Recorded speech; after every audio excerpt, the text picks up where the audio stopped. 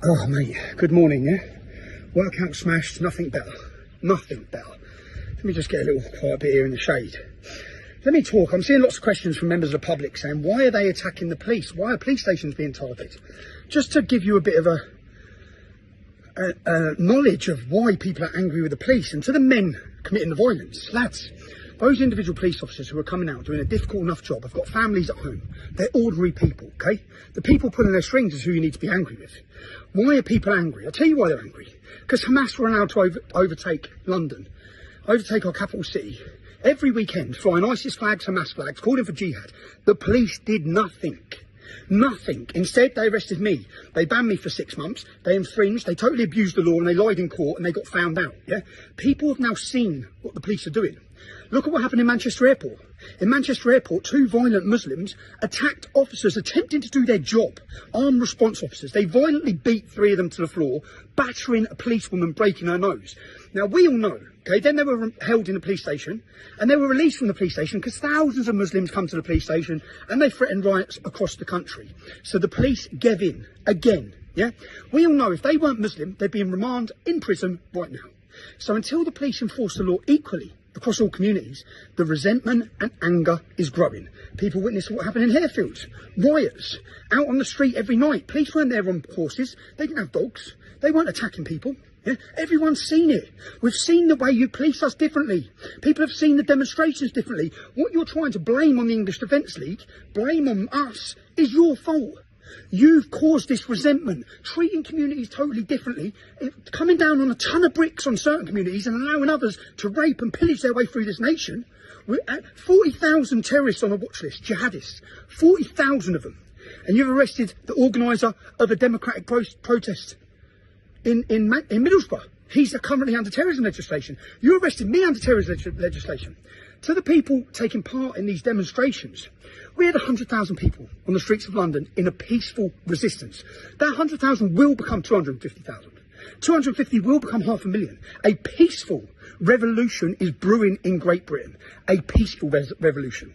To the men in these towns and cities, and to the police, the establishment, in 2009, when we took to the streets in Luton over the attack against our armed forces, when we attempted to have a peaceful demonstration, you kettled us, you attacked us, and you charged us on police forces.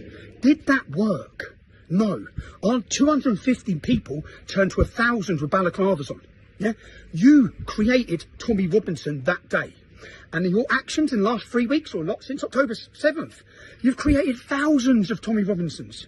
You won't crush people like this. Okay, people, and to the lads taken to the streets in the towns and cities today, these young boys need leadership. Take their balaclavas off, take their masks off. They're going to get years in prison. Okay, it's not helping the cause. Do you know what we need right now in Britain? What we're going to need, what your grandkids are going to look at what's happening now, and that you want to ask, was it a mob of coked up, drunk Englishmen, or was it a resistance of dedicated, fit, healthy, ready British resistance? Because that's what's needed. Lads, you need to get in the gym. I don't want to sound like I'm preaching, but we need to be ready for what's coming, okay? Look, what we've witnessed since October 7th is like the trailer to a movie. The movie ain't even started yet. You see the rapes, you see all these migrant hotels, they're not slowing them down, they're speeding them up. They're flooding our country, yeah? We either win this battle, where we don't become minorities and don't see every town and city in this country taken over by hostile jihadists, rapists, criminals. Yeah? That's one outcome, or we win. Through peaceful resistance, we cause a revolution in this country, and the public are ready for it. Everyone's ready for it. Yeah, the time is now. The time, and lads, up and down the country in the towns and cities, these young boys are looking for leadership. Okay, we had peaceful demonstrations in London because we had leadership. We had committed men, not just me, we had committed men across that movement willing to stop people who are stepping out of line. You need this in your towns and cities. Well, man, you need this now in your towns and cities. So family putting their hands up, going like that, everywhere I go, right? The public opinion's changed, lads. But please, man, there's young boys there, they're angry. I was angry. I said in 2009, we put balaclavas on, we knew nothing else. We were angry, we were forgotten, we were neglected. Our town was being taken over, our daughters were being raped. People are feeling the same. But we're on the verge of something massive, where we've won the hearts and minds of the public. Don't undo that, yeah? So lads, in every city across this country, control your boys, man. Control them, direct them. a peaceful resistance is growing. But to the people asking questions of why this is happening is because of a two-tier policing system which has attacked English people, and a government who has declared war on them, who has not sat there. You know, after every riot, George Floyd, a criminal, gets killed, and our leaders, the Capitol burns, cities burn, people are attacked. 30 deaths in America. All this happens. What do the leaders say of our political groups? They come out and say, we understand your anger. We understand it. Well, don't you fucking understand ours?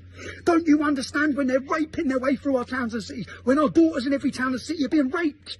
Don't you understand why we're angry? You can't just call every mother and father far right or racist for wanting safety. What are they asking you for? Safety. Save our kids is what they're shouting. Save our kids. They're our children. We need them protected. You're failing. People, you cannot rely on our government or police. They will stand by, okay? We need to form a resistance. It needs to be organised. It needs to be disciplined. So please, I'm watching what's happening. And to the people who are saying I'm glorifying it, no, I'm not. I've appealed for calm the whole way. We organise ourselves, yeah? I'm just keeping the public up to date, which is what the media won't do, with what's happening and why it's happening, okay? And where that anger's coming from, okay? Unless you give people some light at the end of the tunnel, resentment and anger by you thinking you can hide these community problems, that's all it's going to breed. More resentment, more anger, more violence. Be safe. Let me quickly give you my view and appeal to people who are going to demonstrations today. Exactly what I'd say the government want. If you look at the sequence of events, yeah, from the incidents in Southport where lads kicked off and rioted, all the lads who done that were locals, yeah? But yet instantly, the government and the police, who are fully aware there's no such organisation as the English Defence League, laid blame on the English Defence League. Instantly. Now, why? A couple of reasons. They don't want the public to know it's the locals, it's the general public who are rioting. They wish to demonise and blame it on this far-right bogeyman, yeah? There's these extremists, these racists, not just the average people of that community have come out and rioted. That's one reason. The other reason, it lays it on the feet of me, yeah? It blames, literally, us. Now, we held the most successful patriotic rally this country's ever seen. We brought together a movement of people, yeah, that terrified them. The very next day, this is an attempt to demonise that movement. Now, what's continued to happen, I'd say, is continued demonisation of that movement. The two things are totally separate, okay? And what you're seeing, I saw yesterday at the Sunderland one, I see some lad turn around and video all these lads in balaclavas wearing black, saying, who the fuck are you lot? Who are you lot? You look like Antifa. Now, I'm not saying it's Antifa, but would the government, would the police force be wanting these sorts of incidents to continue to shut down more rights and freedoms? Now, after every attack, yeah, after every riot, whether it be BLM, they come out afterwards and discuss why the people are rioting, try to address the issues within certain communities, the anger. They continually apologise and justify why those people are acting that way. Will they do that with this? No, it'd be very different. It'd be very different. My message to people going out is be careful, yeah? I understand the frustration. I fully understand it. I understand the anger, yeah? I'm frustrated, I'm angry, but to go out and burn a police building in a block of buildings with multiple occupancies is absolutely fucking ridiculous, yeah? Insane, really. And yeah, the level of violence, it won't work, okay? It will just give them the excuse not to listen to the wider public's general concerns and fears on all of these issues. So up and down the country, if you're going out today, remain safe, stay safe. If you're protesting, it's your God-given right to do that, yeah? Keir Starmer's fucked up major. Rather than even just say, look, we understand you as a country, we understand the British public's fear, worries, anger, all these things, we understand it, okay? He just declared war. that's basically, when I watched this video, I thought, you absolute fucking idiot. At the same time as declaring war, guaranteed the Muslim community to keep them safe. It's not the Muslim community that feel unsafe. Yeah? It's not the Muslim community whose daughters are being raped in every town and city across this country. It's not the Muslim community who are getting their fucking heads kicked in by gangs, week in, week out. It's not the Muslim community who are under attack here, okay? It's the British wider population in towns and cities across this country due to the imports of people you've brought in.